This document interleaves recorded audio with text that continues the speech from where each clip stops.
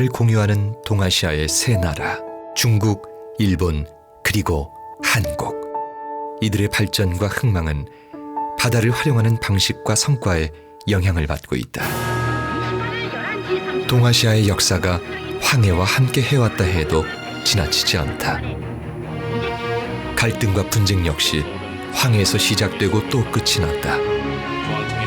멀게는 청일전쟁 그 이전부터 한국전쟁과 남북 갈등 국면에 이르기까지 크고 작은 전쟁을 통해 극단의 상황에 접어들기도 했다. 거듭되는 화해와 긴장의 외줄타기. 잠정적 평화를 기약했지만 한국과 중국, 일본, 그리고 북한까지 황해를 둘러싼 긴장과 갈등의 역사는 현재 진행형이다. 오늘날 환황해권은 상당히 위험스러운 지대가 됐습니다. 오늘날 서해라고 하는 것이 미국의 패권과 중국의 도전이 맞닿는 그런 지역이 됐습니다. 우리 한반도에서도 어쩌면 가장 큰 발화점이라고 하는 게 서해 5도가 될 것입니다. 때문에 우리는 과거 역사를 다시 회고하면서 이 갈등과 대립의 환황의 서해권을 협력과 평화의 바다로 만드는 작업이 상당히 중요합니다. 그리고 지금 우리 남북한 간의 가장 큰 사이 대립과 갈등의 접점이 결국 서해 5도가 되고 있지 않습니까? 그렇기 때문에 이 황해권에서 평화를 만드는 작업, 신뢰를 구축하는 작업, 이것이 공동 평화와 공동 번영을 위해서 가장 중요한 작업이라고 생각하겠습니다. 황해를 연결하는 이 둥근 지역. 동북아시아 4대 지역 경제권 가운데 한 곳으로 그 범위를 살펴보면 중국의 환황해 지역인 랴오닝, 허베이, 텐진, 산둥성, 장쑤성, 그리고 한국의 환황해 지역 충남을 중심으로 경기, 전북, 전남, 경남, 인천, 대전, 광주, 부산, 그리고 일본의 규슈까지를 포함하고 있다. 황해라는 바다로 이어진 운명의 공동체가 시작되었다. 한중일은 지난해 기준 세계 국내 총생산의 15%, 교역량의 18%, 세계 인구의 20%를 차지하고 있는 국제적 규모의 경제 중심권이며 그 규모와 내실이 차츰 확장되고 있는 추세로 환황해권의 협력과 공존은 동아시아 발전을 위한 필수 조건인 것이다. 협력과 반목의 역사를 겪었지만 그렇기에 더더욱 활발한 교류와 끈끈한 문화 네트워크로 연결된 환황해권 국가는 오랜 세월 함께 해오며 갈등과 화해를 반복한 역사의 동반자이자 친구요, 이웃이자 한 가족이라 할 수 있다.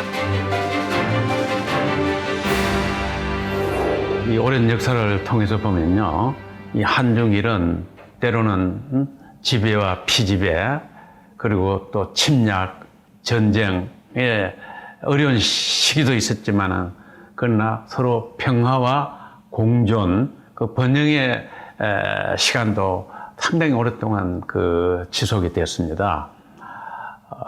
특히 1972년 이후에 중국이 본격적인 대외 개방 정책으로 나오면서 이 한중일 삼국은 드디어 세계적인 주목을 받게 되고 세계 제조업 기지로 등장을 하고 있습니다. 지리적으로 가장 가깝고 그다음 또 세계적 제조업 기지가 되어 있기 때문에 자유무역 협정 같은 것을 타결을 하고 이렇게 하면은 삼국 간의 통상, 물류, 인적 교류가 활발하게 일어나면서 21세기의 세계 경제를 선도할 수 있는 아시아 세기를 소위 실현시킬 수 있는 아주 구체적인 그와 같은 밑그림을 세 나라가 그릴 수 있지 않을까 이렇게 생각됩니다.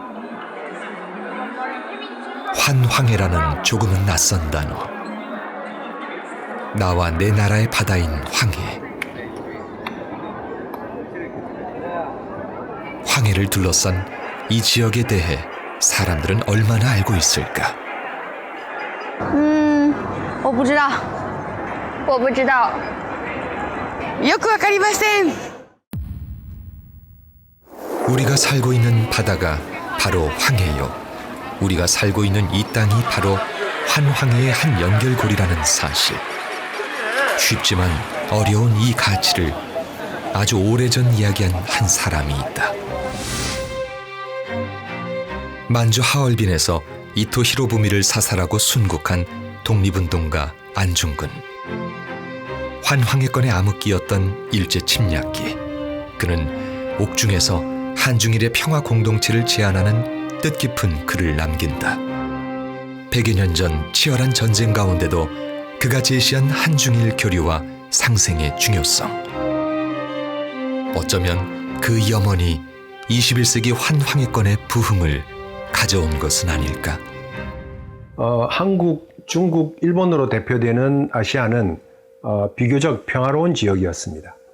한때는 일본이 러시아와 전쟁을 할 때 한국과 중국은 거기에 협력까지 한 정도로 상당히 국제관계가 좋았다고 볼 수 있죠.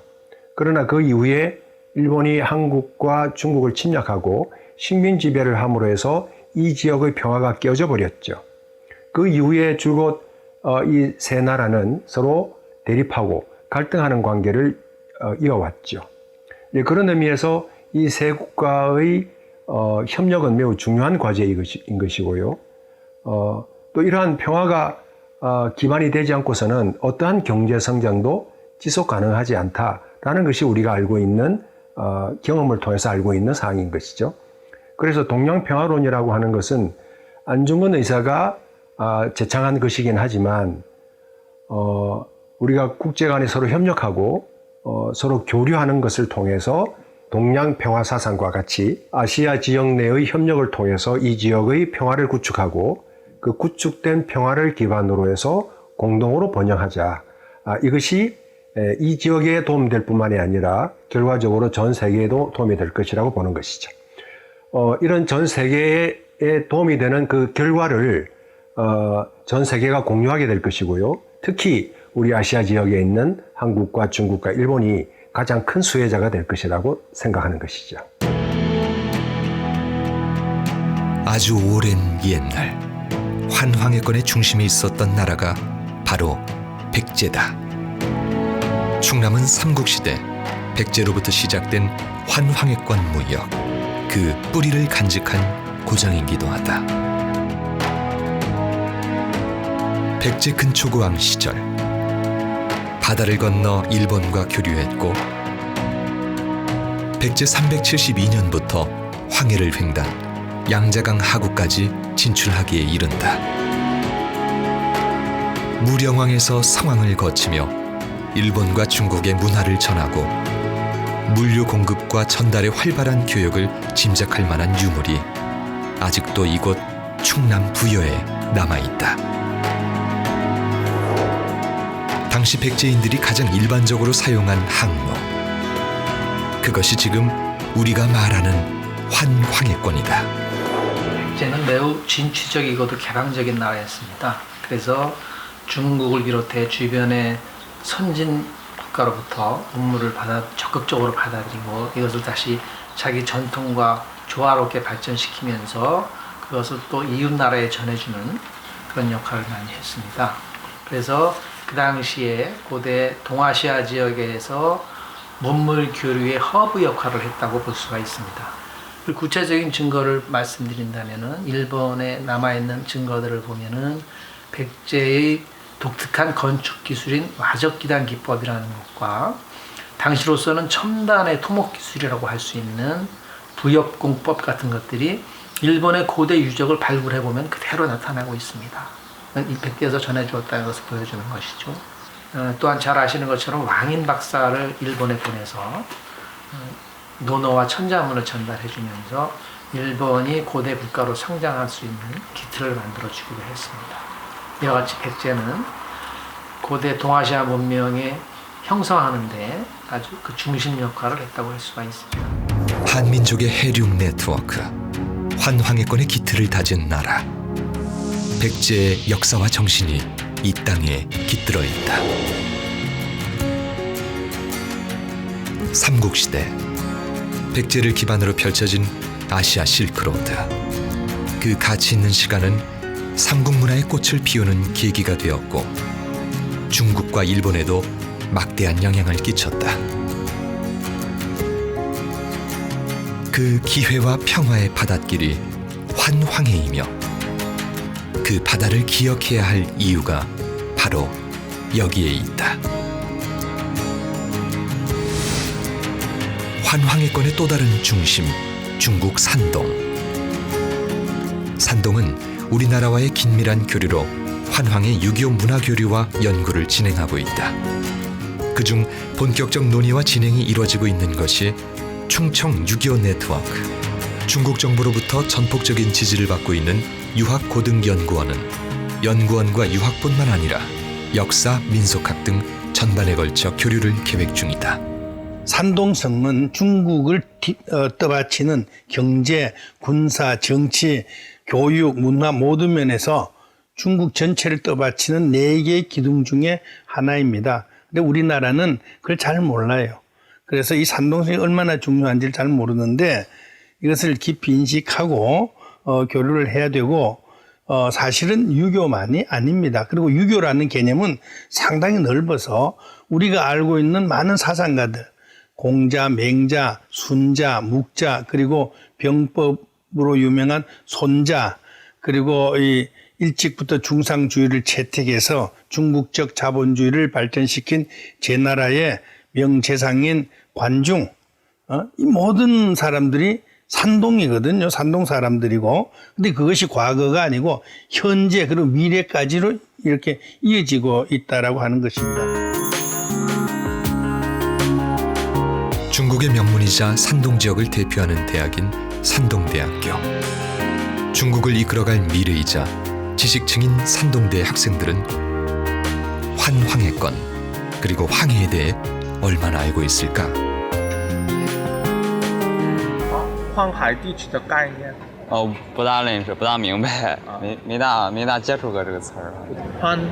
黄海，黄海，黄海地区，黄海地区，那个是指什么呢？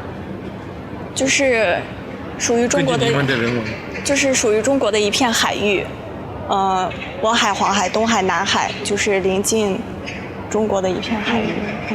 具体来说，就是日常的一些中国没有，但是韩国有的，比如化妆品，还有服装。然后一般就是像胶东半岛这边的进口贸易和出口贸易会和韩国的交流比较多，然后也能够满足中国内地市场的需要。主要是就是青岛，然后威海那一边和那个韩国贸易往来非常多，对，基本上很多的交易都是在那边，然后进到我们中国内地。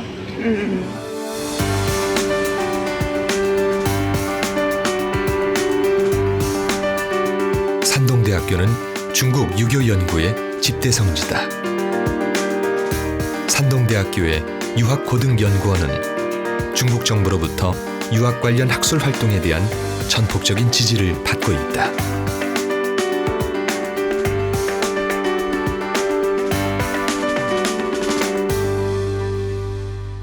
네, 우리가 유교라고 하면은 공자만 생각하는데 우리가 흔히 그 제자백가라고 그래서 오늘날까지도 중국 사람들의 일상생활에서의 도덕이나 가치관의 바탕이 되는 여러 사상이 있습니다.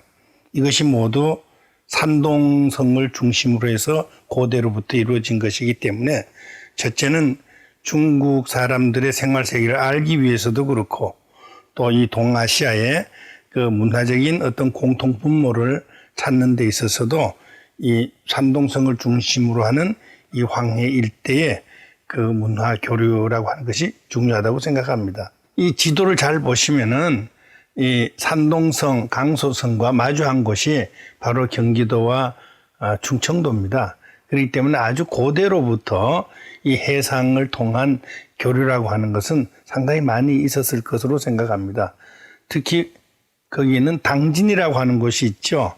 충청도. 당진이 바로 그 중국과의 교류하는 가장 그 문이라고 이렇게 문의 역할을 했는데 그런 걸 보면은 충청도는 상당히 중국으로부터의 문명, 문화를 받아들이고 교류하는데 중심적인 지역이었다고 봅니다.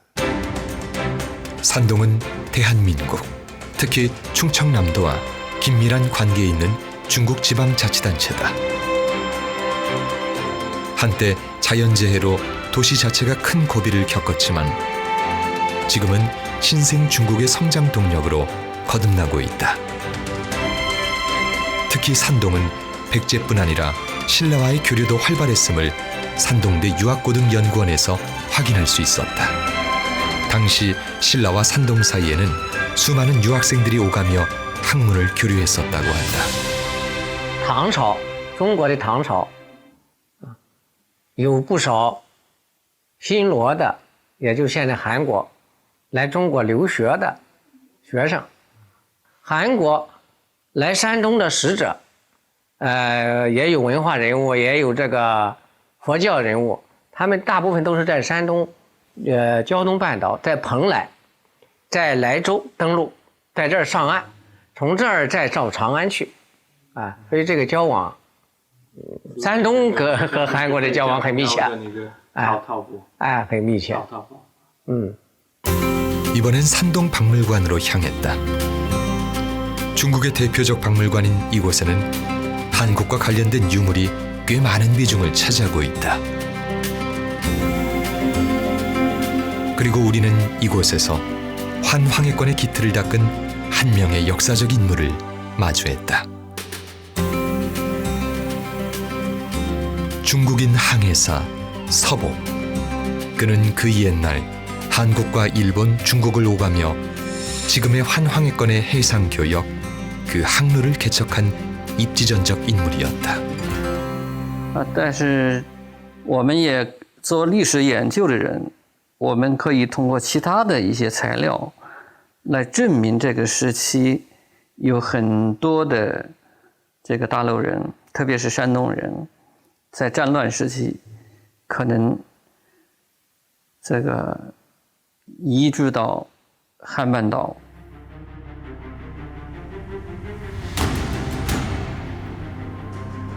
제대로 된 해안선의 지도는커녕 정보조차 알 수 없었던 시절, 서복은 스스로 항로를 개척해 나갔다. 그가 남긴 업적은 중국 롱커우 항과 한국의 제주 서귀포시, 일본 후쿠오카에까지 남아있다. 我们现在从历史的文献来看，应该肯定是越来越频繁一些，越来越多一些。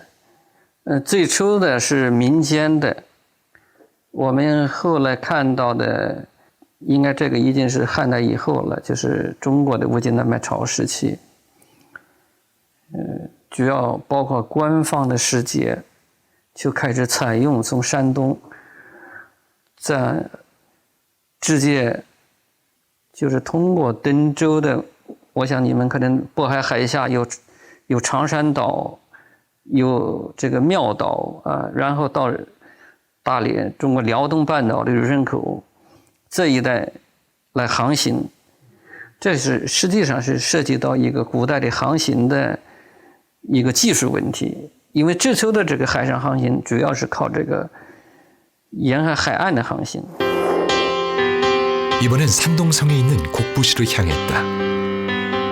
곡부는 규모는 크지 않지만 산동을 거치는 모든 사람이 반드시 다녀가는 도시인데 이곳이 공자의 고향이기 때문이다. 공자의 무덤인 공림과 공자 옛집 유적이 위치해 있어 예로부터 중국 예교의 중심지로 인정받고 있는 지역이다. 유교 사상의 아버지인 공자를 따르고 존경하는 이들의 발자취가 닿는 곳. 곡부는 중국 유학의 심장부요, 동아시아 사상의 중심이다. 曲阜啊是孔子的故乡。曲阜这个地方啊，从周公 封鲁以后，伯禽啊来到鲁国以后，到现在啊已经3000多年的时间了。孔子思想的诞生啊也已经有2500多年的时间了。2000多年以来啊，孔子思想和儒家思想对于我们中国，对于整个东亚、东北亚、东南亚地区都产生了广泛而深刻的影响，对于我们今天的世界的命运共同体的建设也有非常重要的意义。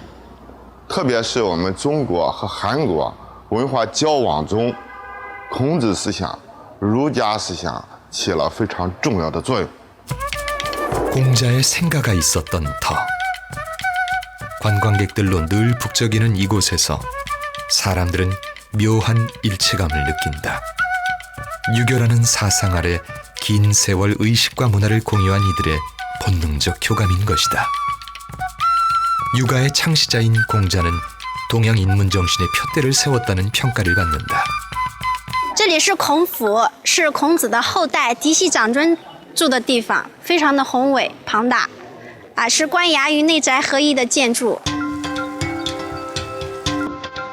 그가 태어나 살았던 춘추 전국 시대는 중국 문명 이래 가장 혼란스러운 시기였고 공자는 난세를 버티는 해법을 만인에 전했다.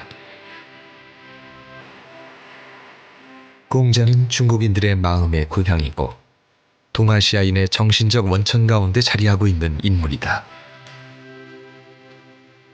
곱부시는 이러한 공자의 업적을 기리기 위해 공자 유적과 박물관 등을 증축했고 일본, 한국 등지에서 한 달 평균 1000여 명의 관광객이 찾는 명소로 거듭나고 있다. 알게 모르게 우리 삶 속에 깊이 뿌리내린 유교 인형. 바로 이곳 곡부에서 시작되어 황해를 건너 지금의 우리에게까지 전해진 그 현장을 눈앞에서 확인할 수 있다.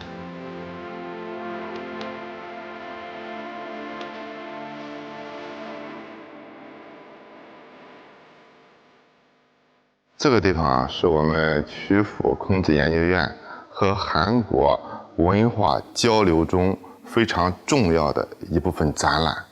这一部分展览啊，就体现了我们中韩两国在儒学的研究和普及方面的一些合作。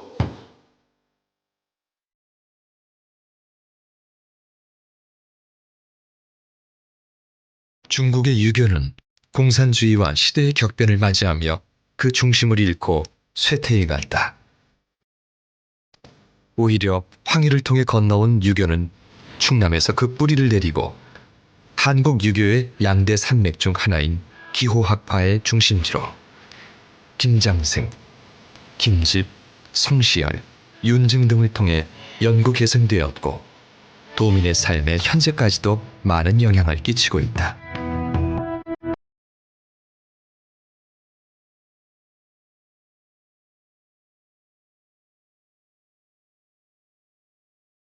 한국的孔氏的后裔就是这一尊这个孔氏后裔像孔氏少，他是元代的时候从中国跟着公主出嫁，然后到了我们韩国。这应该说是孔子的嫡系的血脉在韩国发展的一个过程。通过这样一种文化的传播，甚至于血缘的这样一些传播，可以看到。 在韩国儒学的发展中，是多么的重视儒学的原始的发源地曲阜这个地方的文化。朱熹啊也曾经讲过：“胜日寻芳泗水滨，无边光景一时新。等闲识得东风面，万紫千红总是春。”孔子的这种思想，原始儒学的思想，经过历朝历代的发展，在韩国。 也开出了万紫千红的这些花朵，形成了很好的发展的局面。 중국과의 문화 교류에 빼놓을 수 없는 인물이 바로 백제 왕인 박사다. 그는 중국의 문물을 자국으로 가져가는 것에 그친 것이 아니라 당시 문명 발달이 뒤떨어진 일본에 그것을 전파하며 나라의 국익과 이웃나라와의 상생이라는 사명을 감당했다. 在韩国儒学发展的过程中啊，王仁博士起了非常重要的作用。王仁博士不仅是把中国的儒学的这个研究的成果介绍到韩国，而且把儒学的精华，特别是《论语》啊、《千字文》啊、《孝经》啊这样一些经典传播到日本。应该说，王仁博士起到了一个重要的文化传播的桥梁的作用。这在当时来讲是非常困难的。为什么说呢？在当时，我们韩国和中国的文化交通主要是通过黄海，然后把山东和韩国，特别是北极地区这一部分的文化交融起来。 아시아 실크로드를 개척한 왕인 박사. 그의 나라였던 백제의 땅 충남은 어떻게 새로운 환황의 시대를 준비하고 있을까? 비록 환황의 의미는 잘 알지 못하지만 중국과 일본, 양국과의 활발한 교류는 누구나 바라고 원하는 미래이기에 새롭게 도약하는 환황의 시대에 거는 기대 또한 크다. 그렇다면 충남 도민들은 환황의 시대에 어떤 기대와 바람, 우려를 갖고 있을까? 우리나라는 대기업 문제가 상당히 좀 심각한 수준으로 가고 있지 않나 싶습니다. 그런 이유는 우선 우리 산업화되면서 자동차의 많은 양이 대기업의 주원이 될 수 있겠고, 또 화석연료를 사용하는 그런 산업화에도 대기업이 많이 유발된다고 보고요. 특히나 중국에서 날아오는 황사라든가 또 중국의 산업화를 통한 대기업 문제가 한반도를 굉장히 심각한 문제로 등장시키고 있지 않나 싶고요. 환황에는 단순히 지역을 말하는 것이 아니다. 환황해권은 바다를 둘러싼 권역이며 환경과 자연을 공유하는 공동체이다. 함께 공유하는 공기, 대기 또한 환황의 지역의 중요 해결 과제임에 분명하다.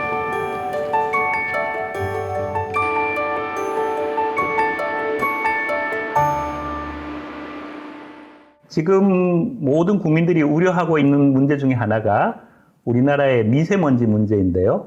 지금 제가 보기에는 환황해권에서 지역 간, 국가 간 협력을 할 때 가장 중요한 주제 중에 하나가 대기 오염과 미세먼지 문제라고 생각을 합니다.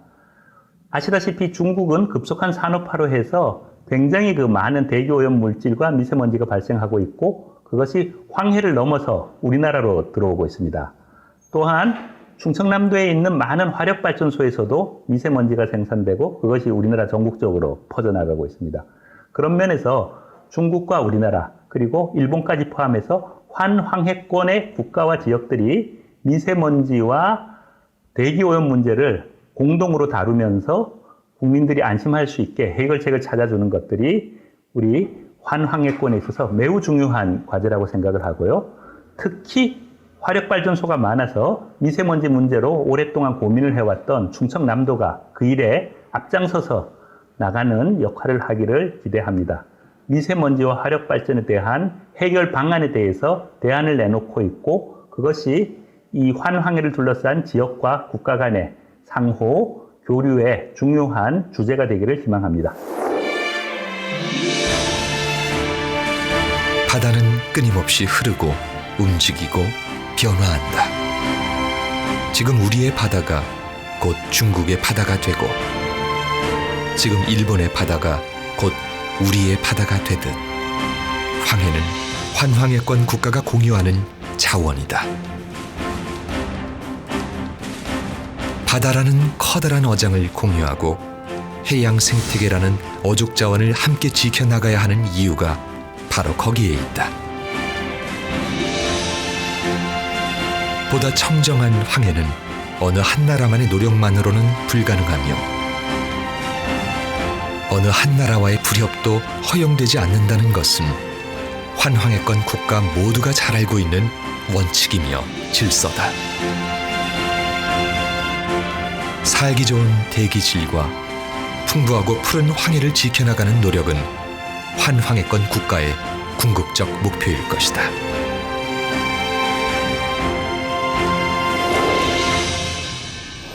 해양 오염, 해양 폐기물 오염 굉장히 심각해요. 뭐 바다에도 많이 떠다니고 하는 거 보면은 뭐 우리나라 것도 있지만은 외지에서 밀려오는 것도 많이 있는 것 같아요. 굉장히 심각해요. 바다는 언제 어떤 재앙이 닥칠지 모르는 위험한 곳이기도 하다. 한 나라에서의 사고가 온 바다를 오염시킬 수도 있고 한 번의 실수가 수십 년의 흔적을 남기기도 한다. 충남의 바다, 대한민국의 바다를 지키는 일은 곧 황해에 대한 기본적 개념과 의식의 변화에서 시작됨을 기억해야 하는 이유가 바로 거기에 있다. 예, 일단 황해를 둘러싼 육지에서 영양염류들이 많이 들어갑니다. 그러다 보면 이제 식물 플랑크톤들이 많이 자라고 동물 플랑크톤들이 또 자라고 어류의 먹이가 되죠. 그러니까 수산 자원이 굉장히 풍부한 곳 중에 하나입니다. 그러다 보니까 이 어로 활동이 굉장히 활발하게 일어나고 있는 곳이죠.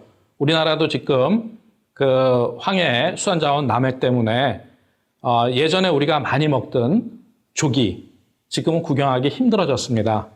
이렇게 우리가 남획이라든지 해양환경 오염 이런 것들로 인해서 수산 자원이 많이 줄어들고 있죠.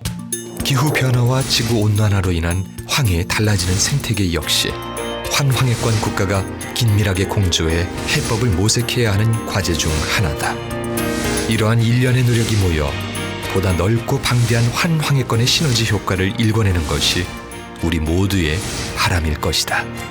조금 어려워도 힘을 모으면 반드시 회복할 수 있고 지켜갈 수 있다는 믿음, 그 믿음이 그 어느 때보다 절실한 때이다.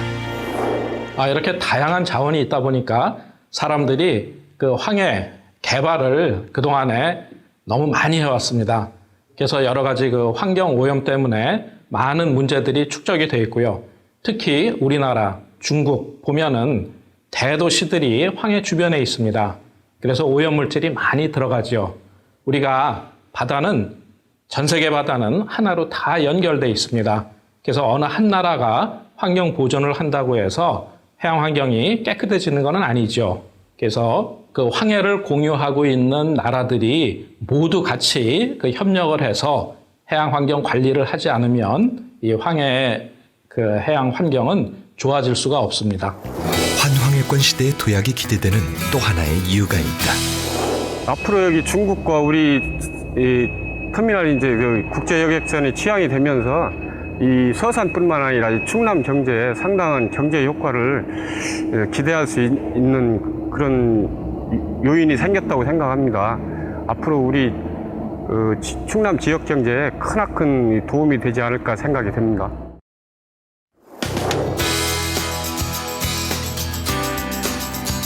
내년 4월 대산항과 중국 용안항 간 국제 여객선이 취항되며 이를 통한 관광 물류의 활발한 교류가 예상된다.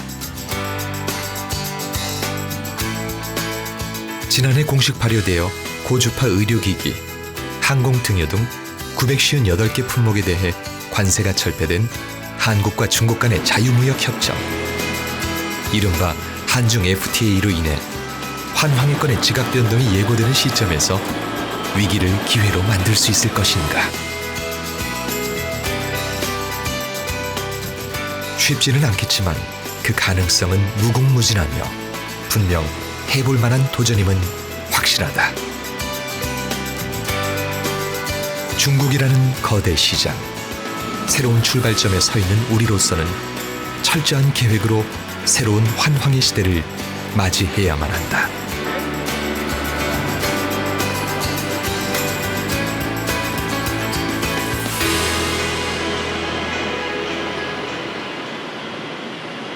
중국, 한국, 일본이 서로 정치적 국경을 이렇게 설정하고 있습니다만은 그러나 물류라고 하는 측면에서는 저는 바로 이웃이라고 생각을 합니다.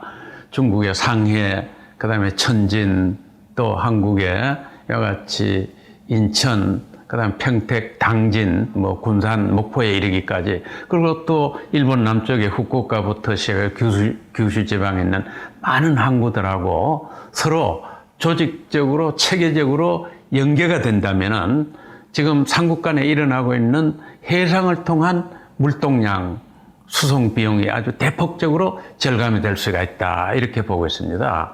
그래서 이 연안 지구의 항구의 물류 지원 센터를 세 나라가 서로 합의를 해가지고 체계적으로 관리할 수 있는 이런 공동의 시스템을 만든다면은 저는 삼국 간 오고 가고 하는 물동량 비용을 줄이고 수출을 굉장히 촉진하는 계기가 되겠다, 이렇게 보고 있어요. 대기업 편중 구조인 대한민국에서 우리 중소기업이 해외로 뻗어나갈 기회가 환황회를 통해 실현된다. 부강한 중소기업의 수출을 위한 지자체 간의 긴밀한 협약은 실질적 경쟁력 강화를 가져올 것이며, 이는 우리 중소기업이 해외 진출을 할 수 있는 가장 중요한 성장 동력이 된다.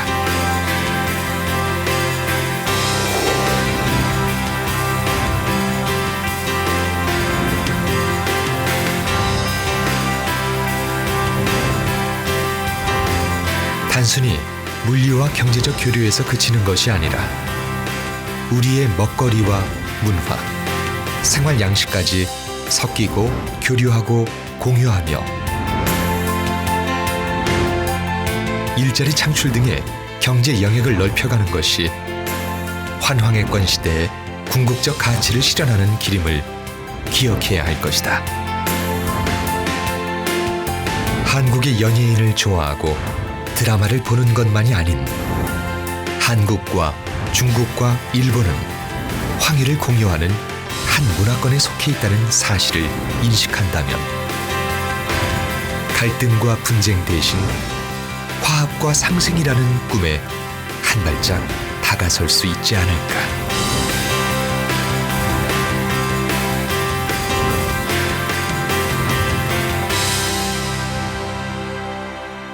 교류는 이제 보통 이제 저희가 상업적 목적에 의해서 상업적 동인에 의해서 하기도 하지만은 그 뒤편에는 항상 문화가 있고 또 예술인 간의 교류, 또 서로 지식 교류, 뭐 이런 것이 자연스럽게 있는 것이죠. 그래서 비즈니스와 문화의 교류는 과거서부터 지금까지 함께 가왔다, 이렇게 우리가 볼 수 있습니다. 우선은 그 문화적인 차원에서 그게 이제 관광이자 예술 교류이자 또 문화 산업의 그 교류가 되겠습니다. 이런 부분에서 중심지 역할을 하는데, 일단은 그 상호의 협력적 평화적 교류는 항상 그 문화를 중심으로 하죠.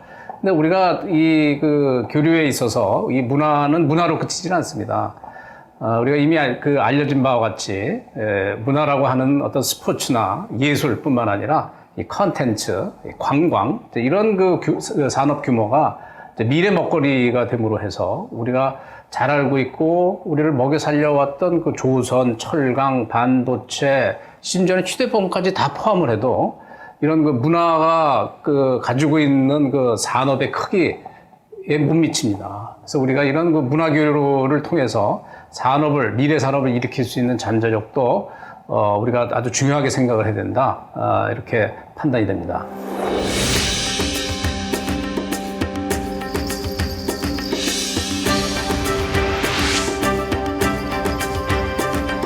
환황회는 넓은 의미에서 대만과 홍콩, 필리핀도 포함을 한다. 이렇듯 더욱더 글로벌화 되어가는 시점에서 환황회 국가의 교두보 역할을 하며 도시와 도시 간의 밀접한 협력과 교류를 이끌어내는 일. 그것이 우리의 비전이며 미래일 것이다. 친밀함과 신의를 바탕으로 한 공생과 평화의 키워드는 바로 그때부터 시작된다. 사람을 이해하고 문화를 이해하는 것. 그게 서로 간의 교류의 첫걸음이 아닐까.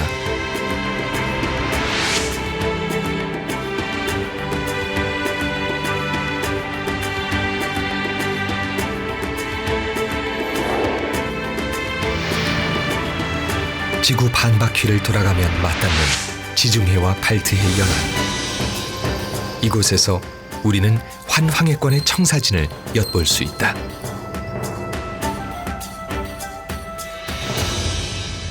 발트해는 북유럽에 위치를 하고 있고요. 한자 동맹을 통해서 해상 무역이 이제 증가하면서 이들 그 도시들이 번영했던 그런 그 지역이 되겠습니다. 그 발트해 지역은 유럽연합에 속하는 8개 국가들이 지속 가능한 발전이라는 공동 목표를 설정하고 이를 달성하기 위해서 구성을 했습니다. 발트해 지역의 그 특징을 한 2가지 정도로 설명드릴 수가 있는데요. 첫 번째 특징은 명확한 그 전략 목표를 가지고 있다는 점입니다. 해양의 보존이라든가 지역의 연결성의 강화라든가 또 지역의 번영 등과 같은 그 3가지의 공동의 전략 목표를 가지고 있고요. 이런 그 공동 목표를 그 달성하기 위한 구체적인 어떤 세부 사업들을 그 구성을 해서 공동 추진한다는 점이 하나의 특징이 되겠습니다. 두 번째 특징은 그 발트해 지역은 국가 단위뿐만 아니라 지역 단위 그리고 이제 도시 단위까지 각종 그 위원회나 협의체, 포럼 등이 유기적으로 협력 체계를 이제 구축하고 있고 거버넌스를 형성하고 있다는 점에서 우리 환황해권 지역에 아마 많은 시사점을 줄 걸로 생각을 하고 있습니다.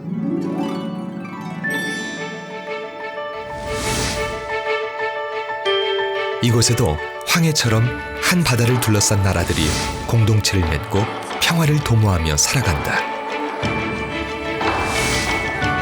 발트해 연안 3국은 서로의 경제와 문화, 사회 전반적인 문제를 함께 돕고 협력하며 지혜로운 해법을 찾아간다. 그들이 넓혀가는 삶의 어장. 서로 지키고 돌보고 화합하는 과정에서 우리는 환황해권 국가, 아시아 평화협력 공동체의 비전을 꿈꿔본다.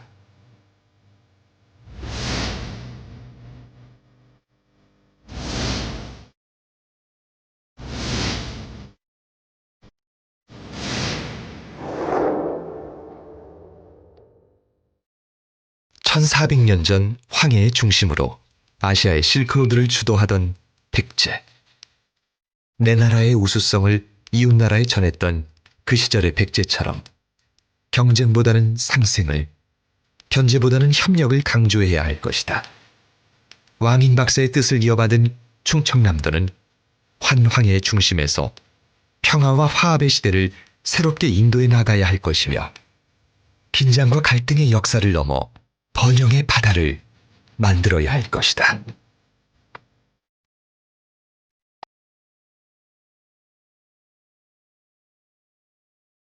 아시아에서 가장 가까운 세 나라, 중국, 일본, 그리고 한국.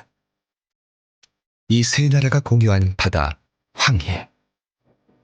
환황해권은 단순히 지리적 위치가 아닌 문화를 공유하고 역사를 공유한 넓은 의미의 공동체이다.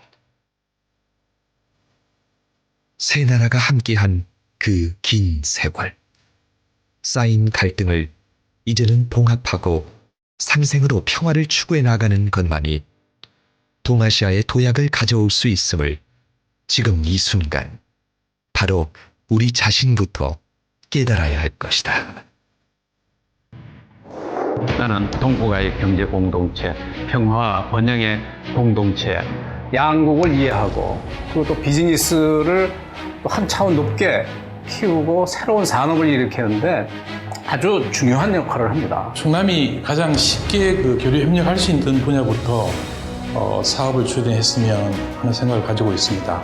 한황해와 함께 공존하며 함께 발전하는 것이 무엇보다도 중요하다고 생각을 합니다. 이 한국에 대해서 관심이 제일 많고 또 애정이 제일 깊고 자기들의 그 발전, 경제나 모든 면에서 이거 산업의 발전의 어떤 동반자로서 한국을 가장 중시한다.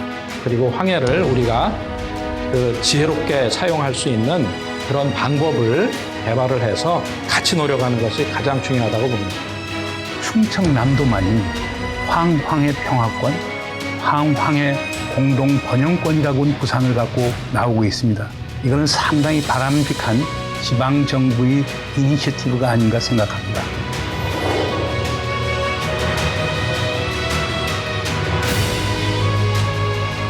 바다는 선을 긋지 않는다. 바다는 많은 것을 품고 이해하고 삼키고 견디며 스스로 정화시킨다. 바다가 보이는 그 넓은 포용력과 무한한 생명력. 코앞에 이익에 연연하고 반목하고 돌아서는 이 땅 위의 우리 모두를 바다는 그저 묵묵히 바라보고 기다리고 기다려줄 뿐이다. 그 무한한 가능성의 바다가 지금 우리 곁에 있다.